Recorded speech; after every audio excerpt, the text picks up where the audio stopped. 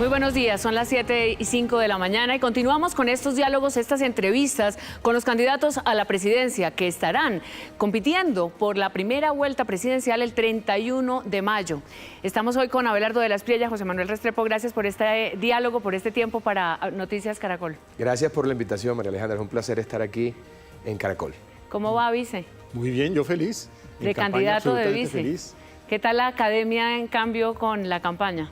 Pues la academia siempre es un buen punto de partida, pero estar en campaña es extraordinario porque es estar con la gente.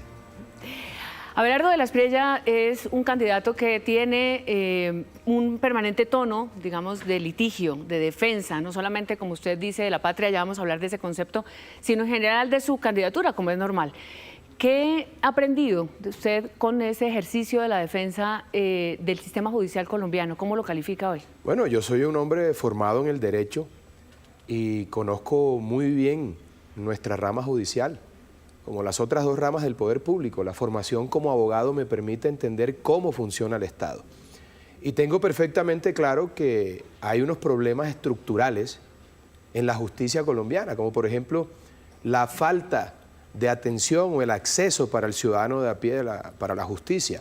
Y dos, 70% de los capturados en flagrancia terminan libres y son reincidentes. Eso hay que resolverlo y eso hay que concertarlo con la rama judicial porque sé exactamente dónde están los problemas.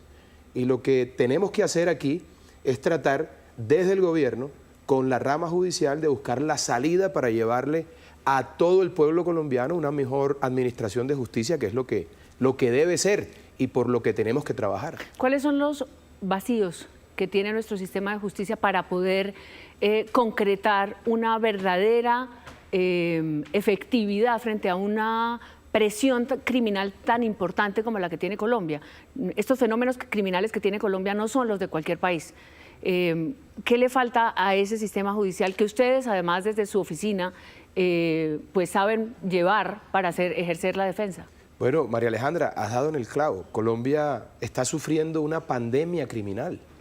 El crimen está desbordado, no solamente en las regiones en donde están empoderados los narcoterroristas, también en las ciudades, en los pueblos, en los barrios, en donde el microtráfico y el hurto no deja que los ciudadanos vivan con tranquilidad. Yo considero que necesitamos una legislación temporal, especial, que nos permita atacar esa pandemia criminal de la mejor forma. Y eso hay que hablarlo y hay que tratar de buscar una salida con la rama judicial, porque como bien lo ha señalado, la situación de Colombia no es normal, es una situación completamente anormal, insisto, es una pandemia criminal que requiere una decisión clara para combatir el crimen, pero también una legislación que permita capturar, judicializar y no dejar salir de la cárcel a tantos bandidos que tienen azotado al pueblo colombiano. Sobre este tema de justicia, me llama la atención conocer a los criminales. Y cuando se hace una defensa de un delincuente de alto nivel, pues se termina de alguna manera leyendo esa psicología que hay del criminal. Si usted tuviera que describir la mente de los criminales en Colombia, la mente de quienes están siempre violando la ley, ¿cuál sería? ¿Por qué es característico, digamos, por qué no salimos de estos fenómenos de criminales? Porque ¿qué son? ¿Cómo son? ¿Qué piensan? ¿Cómo ven el país? ¿Cómo ven la ley? María Alejandra, cuando el crimen está triunfando y campea en la forma tan anormal que lo hace en Colombia, es porque hay una alianza entre el gobierno, entre el Estado y el crimen. Cuando el Estado se decide, nunca pierde. El criminal más sanguinario que ha tenido Colombia, Pablo Escobar, cuando el gobierno se decidió a enfrentarlo, terminó muerto en el tejado de una casa en Medellín. Yo creo que hay que aplicar la contundencia de la ley y hay que hacerle caer la mano de hierro a todos los criminales sin distingo de ninguna clase. Y cuando el Estado está decidido, cuando el criminal ve que el Estado está dando la batalla, dando la pelea, cuando la justicia funciona y judicializa de la manera adecuada a esos criminales, evidentemente los criminales empiezan a entregarse o a replegarse. Ellos no tienen la sensación de estar ganando. ¿Usted no cree que están con la sensación de que han ganado? Pero es que hoy tenemos un problema muy grave. Primero porque el crimen está desbordado. Es que esto es una pirámide, María Alejandra, criminal, cuya base es el narcotráfico. Luego del narcotráfico viene la minería ilegal, luego viene el contrabando, luego viene el microtráfico, luego viene la extorsión. Si tú logras romper la base de esa pirámide que es el narcotráfico, vas a dar con la solución a este problema tan grave que vive Colombia. Ahora bien, eso no lo podemos hacer si no empezamos a fumigar la fuente primigenia de todas las fuentes, de todas las formas de violencia que es el narcotráfico. 330.000 hectáreas de coca. José Manuel y yo vamos a empezar el primer día a hacerlo. 2, hay que bombardear los campamentos narcoguerrilleros. No puede ser que haya departamentos de Colombia como el Cauca en donde el narcoterrorismo nacional e internacional son ley y Dios, y el Estado no existe. Hay que retomarlo, y eso se hace con decisión, con carácter y empoderando a la fuerza pública como debe ser y devolviéndole la moral, porque Colombia necesita un comandante en jefe y su fuerza pública que transmita esa seguridad para combatir el crimen y a la vez que ese comandante en jefe sea el primer defensor de los policías y soldados de la patria para que puedan hacer su trabajo de la mejor manera. El tema de la seguridad es un tema recurrente, por supuesto, en todas las campañas. José Manuel Restrepo, el presidente anoche en una locución al país habló de una emergencia económica, posiblemente si no lo salían adelante algunas medidas. ¿Cuál es para usted hoy la medida más importante que debería tomar un gobierno eventual de ustedes el primer momento de llegar a la Casa Nariño? Mire, yo creo que lo más importante en este momento es recuperar la confianza en la economía, porque lo que está absolutamente claro es que se ha deteriorado profundamente esa confianza. El presidente ayer, por ejemplo, hablaba de las decisiones del Banco de la República, decisiones que han sido acertadas. ¿Para qué? Para evitar que haya un riesgo inflacionario. Decisiones que, entre otras, además, no pueden evitar el incremento en el costo de la deuda pública, que es una demostración de la pérdida de confianza de este gobierno. Entonces, ¿qué tiene que hacer un gobierno sensato? Tiene que llegar, sentarse ya con un plan de crecimiento de la economía, con un plan de ajuste fiscal, en donde queda absolutamente claro que tiene que disminuir el tamaño del Estado central, tiene que hacer un esfuerzo de modificar la estructura tributaria para beneficiar el sector productivo y tratar de recoger lo que tiene servido sobre la mesa en evasión, en exenciones, en corrupción, para de esa manera obtener el recurso suficiente y simultáneamente crecer. ¿Y crecer qué significa? Tener una apuesta productiva, una apuesta que le permite a Colombia llegar al 6%, pero no crecer como estamos hoy en día creciendo a punta de déficit fiscal, crecer con agrotecnología, con turismo, con industria 4.0, con servicios basados en conocimiento, con energías renovables no convencionales y enviarle una señal de tranquilidad a los mercados y calificadoras de riesgo de que aquí hay un equipo económico que sabe cómo gobernar el país. Claro, Mira que es un punto muy importante porque Colombia tiene dos grandes tragedias hoy: la inseguridad y el desastre económico.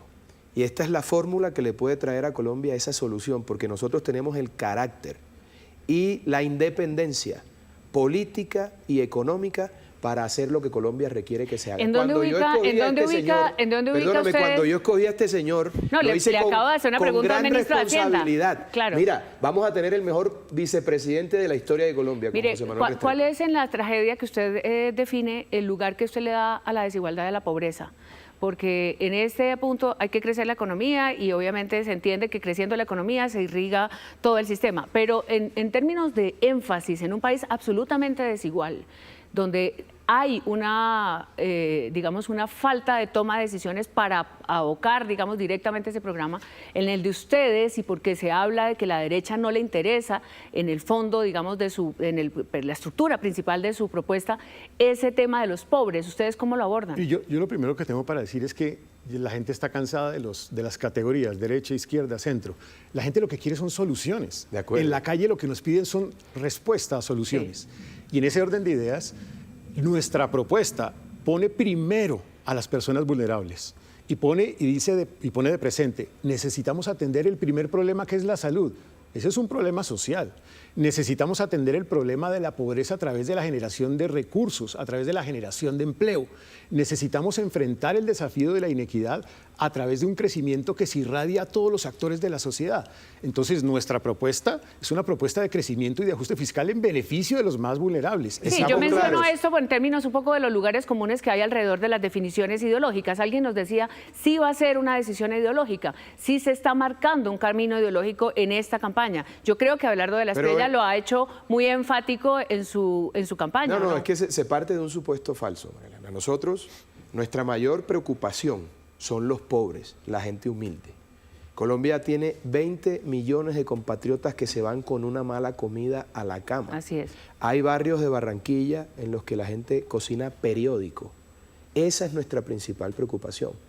Pero en un gobierno de izquierda radical donde se destruye el aparato productivo, que es el que genera la riqueza, porque el Estado no genera riqueza, el Estado genera condiciones para que los particulares generemos riquezas y con el pago de esos impuestos se hacen las inversiones sociales. En un gobierno de extrema izquierda no puede haber, más allá de los subsidios que terminan un día por acabar con todo, no puede haber más allá de eso ayuda social. En cambio, cuando hay un gobierno que piensa en una economía libre de mercado, se puede generar la dinámica para generar esos recursos y hacer la inversión social. Allí se parte de un supuesto falso. Cuénteme. La izquierda tiene el discurso de lo social, pero no tiene el fondo, porque al final del día, destruyendo el aparato productivo, no pueden generar los recursos que se requieren para hacer la inversión social. En resumen, nosotros estamos preocupados por los más pobres, y como estamos preocupados por los más pobres, las primeras acciones de gobierno, un plan de choque para en 90 días estabilizar el sistema de salud. Con nosotros nadie se va a quedar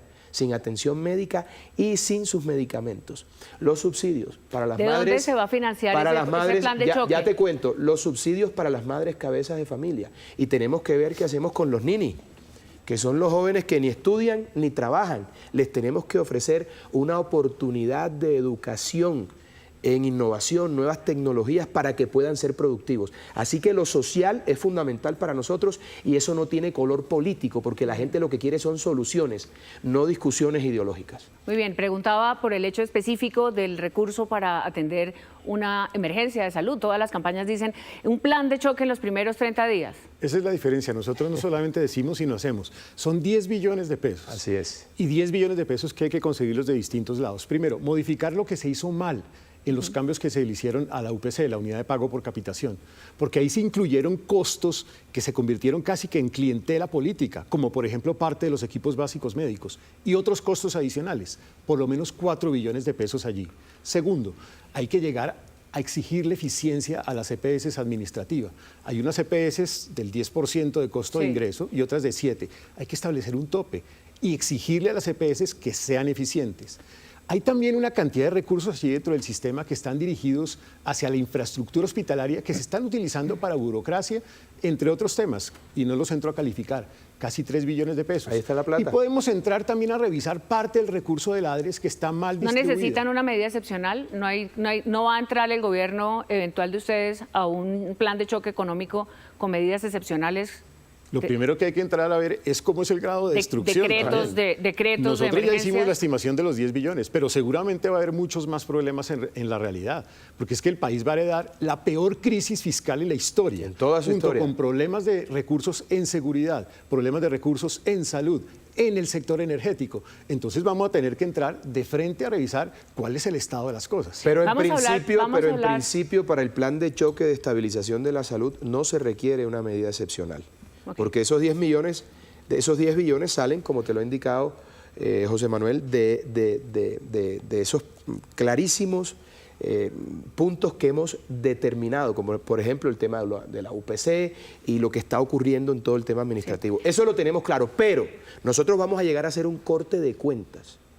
No se trata de espejo retrovisor, tenemos la responsabilidad de que si estamos recibiendo un país en una situación tan compleja, de hacer una auditoría para ver cómo está realmente.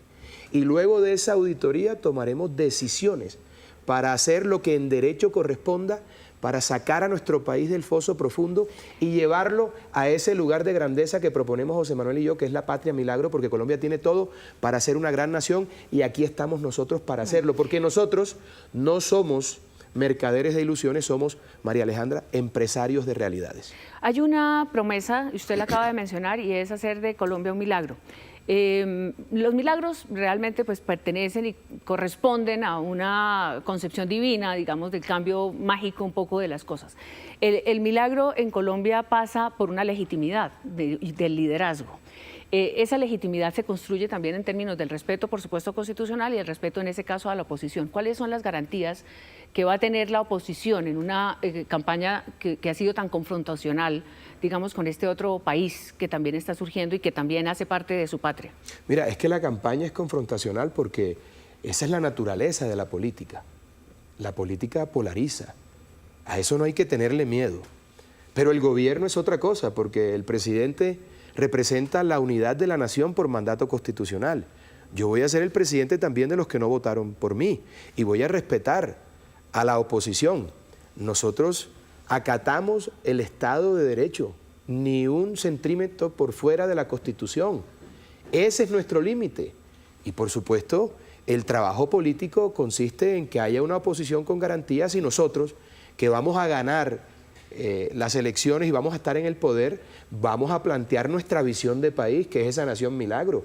Y tú dices que es un concepto un poco etéreo. No, Colombia tiene todo para ser una gran nación. El tema es por qué no hemos llegado a ser una gran nación.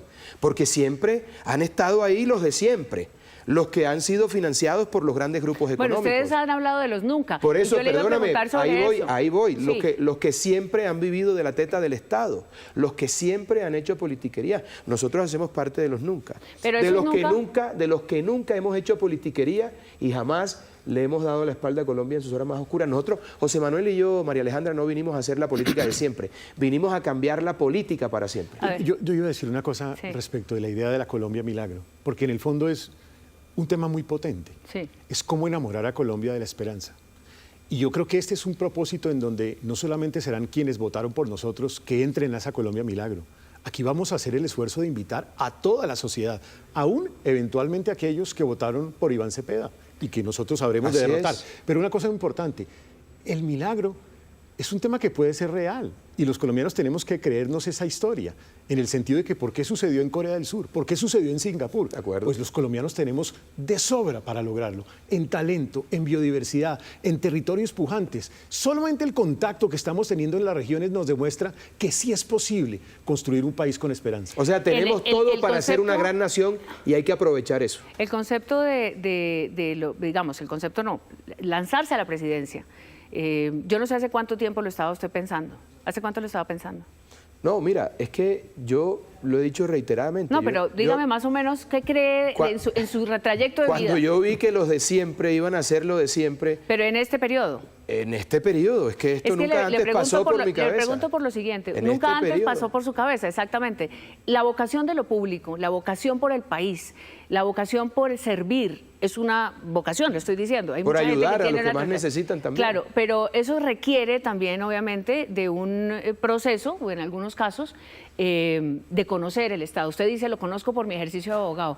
¿Realmente hay una vocación de lo público o este escenario, digamos, reciente es hagamos una campaña, pongamos un mensaje emocional, vamos a hacer una propuesta para aparecer en este momento de confusión, digamos, de esta incertidumbre? No.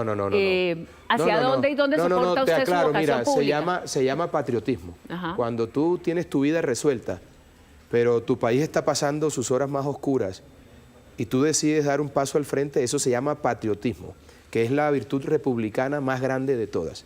Ahora bien, yo estoy claro que si no se derrota a la izquierda de la manera en que debe derrotarse, con la candidatura adecuada, se va a perder el país, de cualquier manera. Dicho de otra forma, no solamente es ganar, sino ganar con la persona adecuada, que tenga el carácter y la independencia para hacer lo que Colombia requiere. Ahora bien, que una persona haya estado pegada de la teta del Estado no garantiza que haga una buena labor. Quien es hoy presidente de la República ha pasado por todos los puestos y su gobierno ha sido un desastre. Que no me vengan a decir a mí que las cosas van a cambiar haciéndola con los mismos de siempre. Si tú quieres un resultado igual, hazlo con los de siempre. Si quieres un resultado diferente, hazlo con el outsider, porque te digo algo, es que esto es muy importante, Sí. porque es que Colombia por primera vez en la historia tiene un candidato a la presidencia que es independiente en lo económico, a mí no me financia ningún grupo económico, e independiente en lo político, yo solamente me debo al pueblo colombiano, que es el que ¿Y con me quién tiene va a gobernar? aquí. ¿Cómo va a garantizar la gobernabilidad y la relación con los políticos? Es que son dos cosas distintas. A ver, esta es una campaña que no tiene rótulos de partidos. Esta es una campaña campaña que defiende un movimiento popular. De otra manera no se explica que un tipo que no tiene trayectoria política, que no tiene estructura política y que no ha vivido de la teta del Estado esté hoy con gran opción de ser el próximo presidente de la República. Aquí nos ha traído el fervor popular porque logramos conectar con la gente. Esto no es un movimiento político, es un movimiento popular. Y aquí esto se hace como lo hemos venido haciendo. Yo no he necesitado aquí de rótulos de partidos para llegar donde estoy. Entonces, el gobierno es una cosa completamente diferente. Sobre la base de una reforma... ¿Cómo se hace la campaña, se gobierna? No, perdóname, es que aquí no va a haber negociación de puestos y contratos. Aquí hay unos proyectos para el país. La coalición que se pueda formar en el Congreso tendrá que decirle al país si está de acuerdo con esas necesidades de Colombia o si está pendiente de contratos y puestos. Con nosotros la cosa es diferente e insisto, María Alejandra, nosotros, José Manuel y yo, no vinimos a hacer la política de siempre, vinimos a cambiar la política para siempre. Yo quería volver sobre el tema del servicio, porque es que en el ejercicio de la construcción de la política, que es el arte de buscar el bien común, uno lo puede hacer desde distintos escenarios, lo puede hacer desde la academia, lo puede hacer desde el sector privado, lo puede hacer desde el sector público. Pero donde más efecto tienes desde aquí. Diciendo eso, en esta combinación se combina todos esos tres escenarios. Claro. El escenario de lo público, el escenario de lo privado y el escenario de lo académico. Luego es genuinamente una fórmula que está en función de la construcción del servicio a la sociedad. Y yo estoy aquí y te cierro con esto, si te parece, esa pregunta. Yo estoy aquí porque sé y tengo perfectamente claro que los otros candidatos, los de siempre, los que representan el sistema, el establecimiento, no se van a atrever a hacer lo que hay que hacer. Claro, perdóname, no, y como outsider el discurso antipolítica y antisistema no, es que no, esto es un funciona. tema de carácter, escúchame. Van a tratar de incendiar a Colombia cuando la izquierda sea derrotada. Cuando nosotros derrotemos a la izquierda, la pregunta es... ¿Y cómo va a manejar usted? Conmigo no hay posibilidad de que me incendien el país. El que quiera protestar pacíficamente, bienvenido. La Constitución entrega y otorga ese derecho. El que quiera destruir la infraestructura, el que quiera atacar a la fuerza pública, el que quiera generar caos y bloquear carreteras para perjudicar a nuestra economía, sentirá todo el peso de la ley. Saco el ejército al día siguiente, pero yo no me dejo incendiar el país. Y eso es lo importante que Colombia tiene que saber. Se vienen horas muy oscuras y esto tiene que hacerse con carácter, con conocimiento y determinación y no haciendo cálculos políticos. Le quiero preguntar no por su nacionalidad, por un tema, el tema internacional. En este contexto global que tenemos tan complejo, va a ser fundamental la postura que Colombia va a tomar frente a este desafío global. Usted es estadounidense, usted tiene, digamos, nacionalidad de los Estados Unidos. ¿Cómo defiende a Colombia ante una eventual, por ejemplo, agresión de los Estados Unidos o Italia? Usted también es italiano. Entonces, frente a eso, ¿cuál es la patria que le va a ganar el corazón? No, perdóname. No, yo le hago una pregunta. Perdóname, María Alejandra, yo estoy aspirando a la presidencia de Colombia. Sí, yo sé.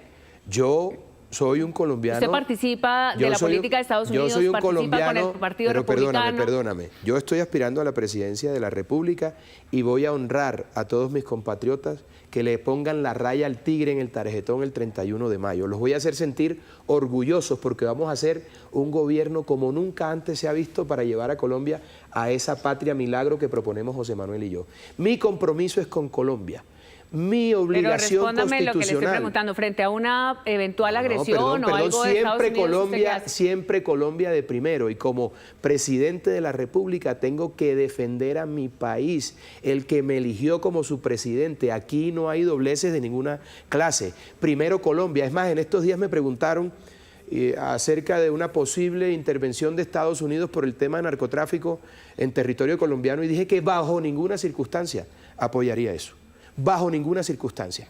Evidentemente necesitamos retomar las relaciones con Estados Unidos porque necesitamos de Estados Unidos, de Israel para combatir el narcoterrorismo. El problema de seguridad nacional que genera el narcotráfico para Colombia no solamente es un problema para nuestro país, también lo es para Estados Unidos, para Europa, para Asia. De ¿Cómo tal suerte manejaría que las necesitamos relaciones con China? Eso es una pregunta muy importante porque para nosotros las relaciones más importantes, para que quede claro, son con Estados Unidos, con el Estado de Israel y con Europa y con China. Habrá que tener una relación fluida en el marco de lo que necesita nuestro país y lo que le conviene a las relaciones internacionales de nuestro país. Hay una circunstancia en su ejercicio, es que tenemos que aprovechar el tiempo. En el ejercicio de Pero espérate, que el vicepresidente iba a decir algo y le mochilaste la respuesta. No, déjeme, yo le pregunto esto y ya enseguida voy con José Manuel Restrepo. ¿su oficina de abogado se va a cerrar en un eventual gobierno suyo? No, y es que yo me salgo de todo. ¿Pero Me se va a tengo que cerrar su oficina? ¿Por qué habría de cerrarse? Porque no es una situación que entraría en conflicto. No, María Alejandra, de ninguna manera, porque no hay temas con el Estado. Pregunto yo, Caracol tiene que cerrar porque tiene Nosotros somos una casa periodística, no vamos a hacer la presidencia de la República. Pero perdóname, pero el grupo tiene intereses en distintos sectores. No, yo no tengo ningún conflicto de intereses, entre otras cosas porque tan pronto sea electo presidente de la República me salgo de todas mis compañías como corresponde, para que haya claridad sobre eso. Pero la firma que yo fundé y que es una de las firmas más importantes de Colombia no tiene negocios con el Estado, son temas privados y temas penales que no tienen que ver ¿Y va a defender en relación personas con el Estado. su firma que Pero yo tengan no voy a, un a ver, pleito con a el ver, Estado? Pero a ver, No, yo le estoy preguntando por su oficina. yo no voy, ya yo no estoy ejerciendo. Muy bien. Ya yo no Doctor estoy Restrepo, ejerciendo, María Alejandra. ¿Usted le sabe decir que no al Tigre?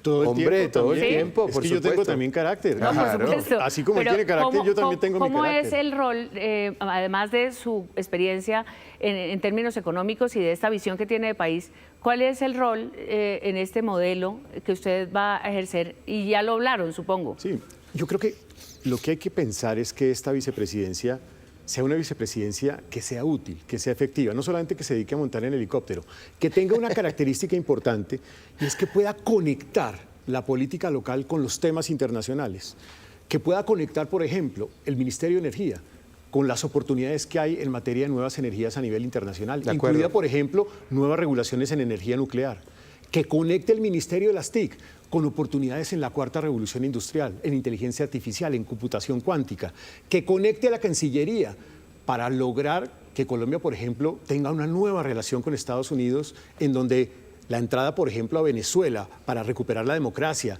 las reglas de mercado y que la inversión colombiana llegue a Venezuela sea una oportunidad, que conecte los equipos económicos con los inversionistas y calificadores de riesgo para enviarle una señal de tranquilidad, los equipos de seguridad con los temas de seguridad estratégica a nivel internacional y que permita soñar la Colombia del 2050. Es que la apuesta es cómo construir un país hacia el futuro de tal manera que esta nación siga su Eso construcción es muy económica. importante y permíteme una acotación esta sobre semana- eso, porque si nosotros ponemos a funcionar los 5 primeros motores de la economía, Sí. que son el sector minero-energético, hidrocarburos, la construcción, el sector de la infraestructura, si activamos el turismo, si activamos la innovación, las nuevas tecnologías y el agro colombiano, reducimos el Estado, empezamos a cerrar el hueco fiscal y podemos pensar en crecer, pero además persigamos el contrabando, porque ¿cuánta plata se va por contrabando? ¿Cuánta plata se va por evasión?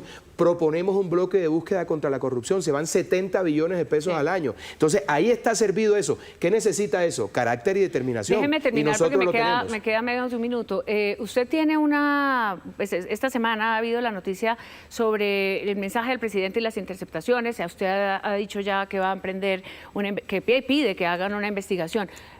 ¿Cómo va a seguir la campaña? ¿Usted cree que vamos a tener garantías para ejercer este proceso democrático en tranquilidad? ¿Ustedes están poniendo alerta sobre el manejo del presidente? Total. A mí me está aplicando el presidente Petro la que le aplicó a Miguel Uribe Turbay, que en paz descanse. Empezó a perfilarlo, a amenazarlo, porque le tenía miedo y luego sus amigos de la ilegalidad terminaron asesinando a Miguel Uribe, que es lo que quiere a la postre el presidente de la República. No, hombre, usted está señalando una intención de un crimen del presidente. No, yo respondo por mis palabras y tengo claro lo que quiere Gustavo Petro. Me quieren eliminar porque Gustavo Petro me tiene miedo.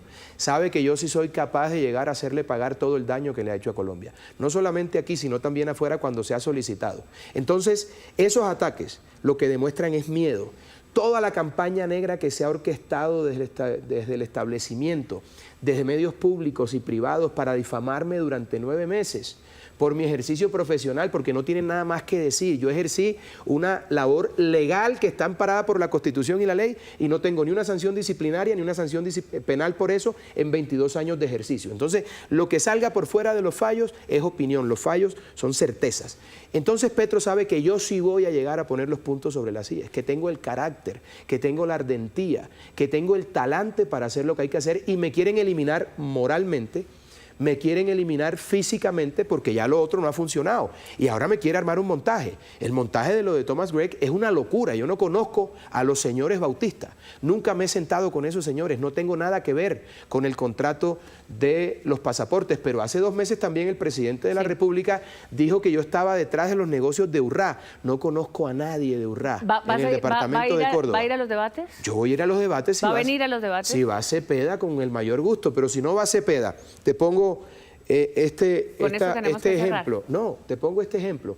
No va Cepeda, va Paloma, va Sergio Fajardo y Claudia López, que no me ha bajado con los ataques y con los peores epítetos durante toda esta campaña.